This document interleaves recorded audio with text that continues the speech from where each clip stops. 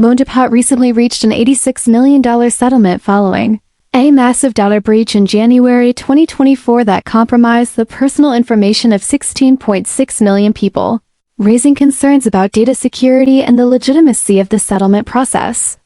If you received a settlement letter, you might be wondering whether it's a legitimate compensation opportunity or just another scam exploiting the situation.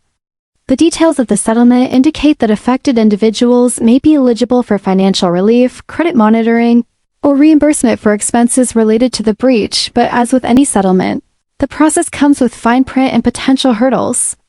While some may see this as an effort by LoanDepot to take responsibility, others might view it as a minimal response to a significant breach that exposed sensitive data. Some recipients have reported concerns about the legitimacy of the letter, questioning whether it's worth filing a claim, while others argue that opting in might be the only chance for some form of compensation.